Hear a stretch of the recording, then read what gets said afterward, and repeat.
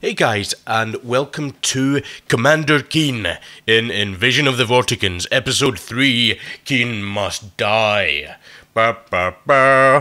Okay, so this is the third Keen game, and this is the final part of the Invasion of the Vorticons trilogy. Let's just bounce up the story here. We'll get the background and everything. So, Commander Keen in Invasion of the Vorticons. Billy Blaze, 8-year-old genius, working diligently in his backyard clubhouse, has created an interstellar starship made from old soup cans, rubber cement, and plastic tubing.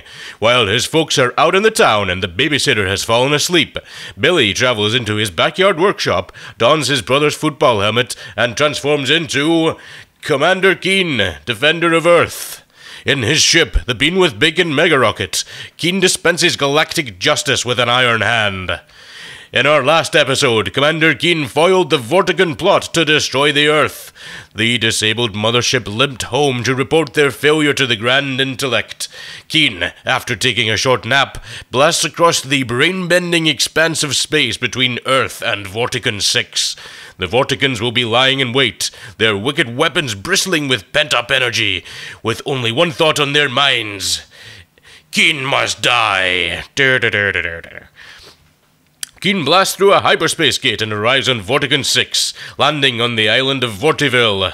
Here he faces the mind-numbing horrors of suburban life. There he will travel to New Vorticon, where life is a dark, dangerous enterprise. He will also have to face the violent forces massed in the Vorticon military installation. After this, he will face the impossible maze of the Caves of Oblivion. If he passes this barrier, he will finally reach the castle of the Grand Intellect, where all his beliefs and fears come together in a titanic, shocking finale. Don't miss the incredible, shattering conclusion to the Commander Keen trilogy. Okay, so what Keen must do. As Commander Keen, you must make your way through all the perils of Vorticon 6 and discover the secret of the Grand Intellect. The Vorticon Elder aboard the mothership told you two things. One, the Vorticons are not evil. The Grand Intellect is controlling them with mind belts.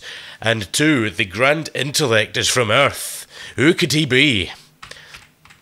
Information on Vorticon culture. Vorticon life is much like your own, except for the following: blue skin, long ears, fangs, anti-gravity cars, teleportation devices, and so on. Some other inhabitants include the easily frightened Foobs, and the race of jovial, incredibly bad singers, the Meeps. One dangerous aspect of Vorticon life is the nature of their children's toys. They like to play a form of jacks, where the ball is the size of their body, and the jacks are deadly. Watch out. And be careful of Vorticon moms. They are very protective. There is also a rumour of the giant beast of Loch Ness, known affectionately as Messi. The land-based defences of Vorticon 6 consist of the Vortininjas, the deadliest fighting force in the galaxy. They have been trained by the Grand Intellect and take no prisoners. The adventure continues. Your task is before you. Have at him, Commander Keen. Commander Keen says, you won't believe the ending. Okay, so let's just get started then. Let's see, where are we? New game. So, here we are on Vorticon 6. It's quite pink. And there's our ship, the Bean with Bacon Mega Rocket. You feel like entering the ship and taking a rest, but the mystery of the Grand Intellect's identity changes your mind. It actually says something different every time you go. Entering the ship might be a fun thing to do, but right now you need to find the Grand Intellect and vanquish him. Okay, well let's get on with that. So, in this one, there's not anything as such that we need to collect. This is basically more of a sort of traditional kind of head towards the final boss type thing. It's actually, let's just wander into this first level here and I'll talk some more about it. So, that little thing there is a Foob. They just run away from you, and if you touch them, they die, which is a nice little twist of what we normally get here. So, Keen 3 I think is probably the hardest Keen game. It's certainly much harder than the first two, but in saying that, it's actually in some ways possibly the easiest to actually finish, if you're talking about just finishing it in terms of, you know, getting to the end of the game and seeing the ending sequence. You only actually have to complete like 2 or 3 levels to get to the end. The vast majority of the levels in this game are completely optional. However, we are going to attempt to do pretty much all of the levels here. Hopefully we'll manage to complete them all. We'll see what happens. So, so this seems to be some sort of Vorticon city anyway. We've got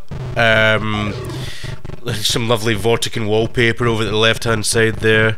Well, let's just lead this guy down here. If he drops down there, he probably won't be able to get back up and annoy us. So let's wander along, grab. So in this game, there's 2 forms of ammo you can pick up. There's the little purple block things, which give you, I think, like 1 or 2 shots, and then the guns actually give you like the, you know, I think 5 or 6 or something like that.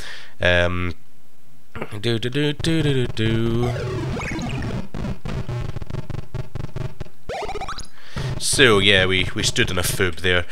I don't really like killing the foobs. They're kind of cute, but they tend to kind of run at you or run away from you and get stuck in corners, and just ultimately they're quite good at getting themselves killed. They serve absolutely no threat whatsoever. They, you know, they could not be there and nothing would be any different. But that's quite a tricky one to get to, because these cakes up here, it's like if you do a full powered jump, you hit your head off the ceiling there. But if you don't jump quite high enough, there we go. Yeah, it's quite a tricky one to reach. But you've got to do like a kind of half jump on the pogo. Oops, that was not enough of a jump. There we go. And let's get out of here. So that was the first level. Done.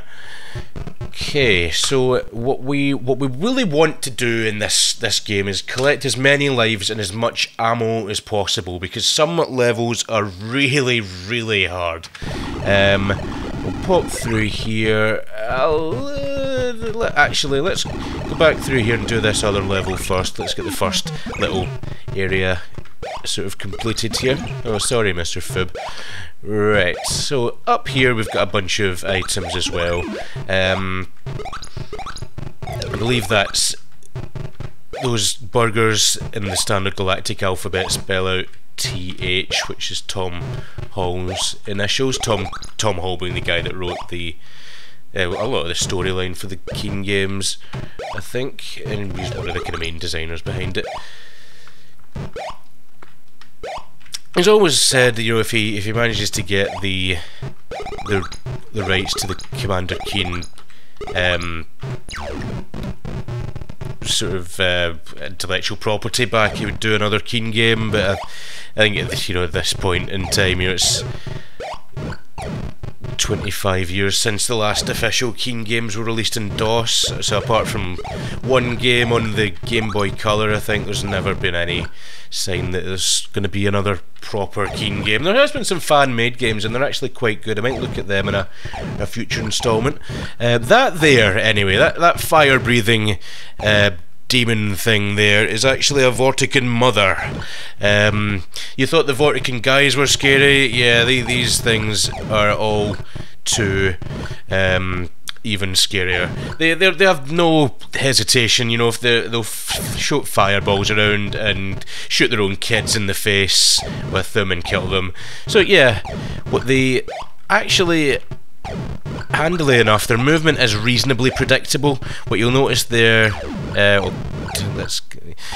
every time they take a shot, basically they turn around. So they'll walk along in a direction until they bump into something, and then when they shoot, they will immediately turn around and shoot the opposite direction from what they're facing. So you can kind of safely kind of navigate around them. You can shoot them as well, but they take like about 5 shots to kill.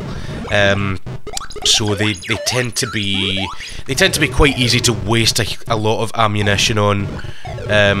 They don't actually hurt you, interestingly enough, if you touch them. They're one of the few enemies in the game that you can actually bump into them and they won't kill you.